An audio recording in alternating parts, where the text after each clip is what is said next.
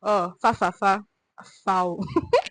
You don't know how many children your partner wants to have. A virgin, you marry as a virgin, you're going to have a happy home.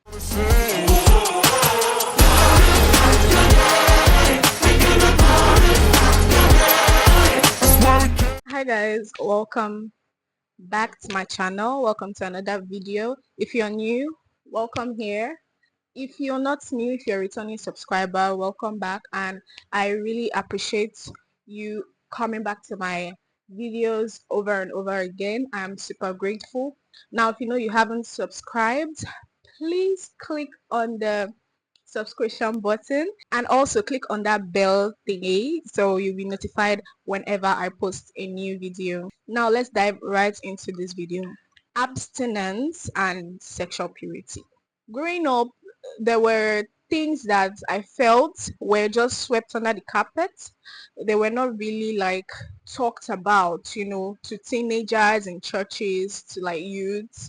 And I grew up not really understanding these things, right? They just tell us, oh, abstain from sexual immorality, abstain from this, and they don't really explain some things that I felt and I feel needs to be explained. It just makes you have this idea that abstinence is a rule that you need to obey. Abstinence is basically refraining from sexual activities, especially intercourse. It is basically like avoiding sexual intercourse, right?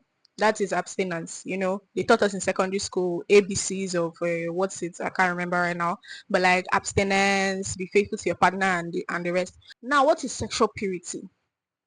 This is what I feel everybody needs to, every Christian girly, every Christian everybody needs to know, right?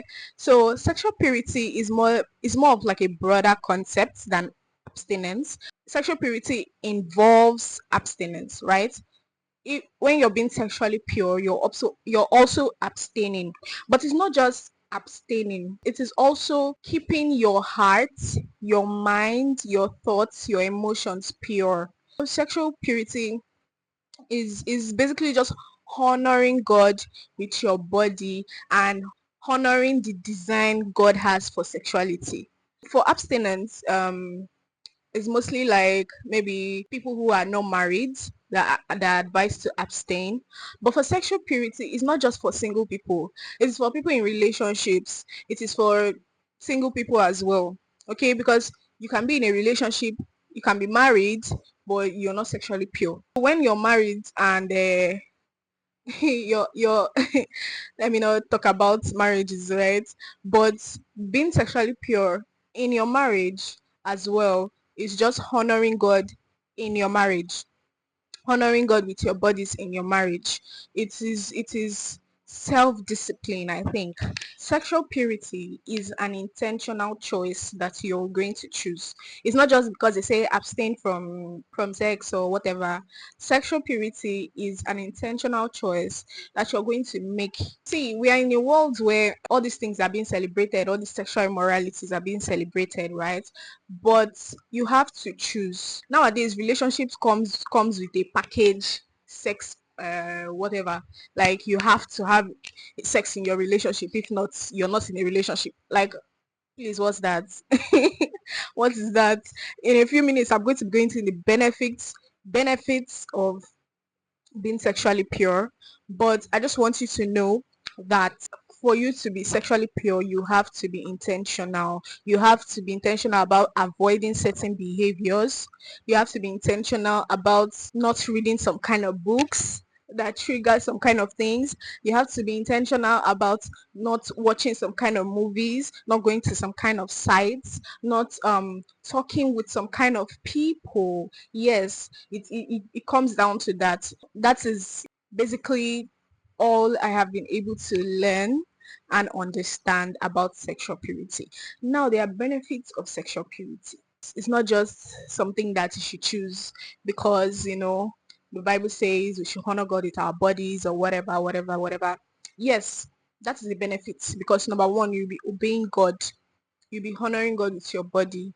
You'll be going according to his plan for sexuality. That's already a benefit anyways. Another benefit is emotional benefits. See, when you're sexually pure, you'll be able to cleanly break off from some relationships you're in, right? Especially when you see all the red flags and you realize that, oh, this person's plan or path is different from, you know, where I am going to. Like, it just helps you to be emotionally, how do I put it, safe, if you get what I mean. And the second benefit is also related to this, which is the benefits you're going to get in your relationship. It helps you to build a relationship based on the things that really matter. It helps you to build a relationship based on things that really matter, like love, like communication, like trust, and many other things. You don't need to have sex in a relationship for your relationship to grow. You don't need to be intimate with that person for you to know the kind of person he is. No, that's why many people go into the wrong marriages, because they have been clouded with this intimacy that they've had with this person, that they are not able to see some faults, they are not able to communicate properly, they are not able. How would you go into a marriage and you don't know how many children your partner wants to have? That is because you did not have time to properly communicate in that relationship. They make you to not judge correctly. Okay, they cloud your senses. They just, because it gives pleasure, you tend to just forget some other things. When you decide and choose to have sexual purity, to be sexually pure, you can be rest assured that you're going to make some good decisions. I mean, being sexually pure does not automatically translate to having a good marriage. There are some other things you need to do. Okay, because I saw somebody online somewhere saying that once you are a virgin, you marry as a virgin, you're going to have a happy home. Oh, foul.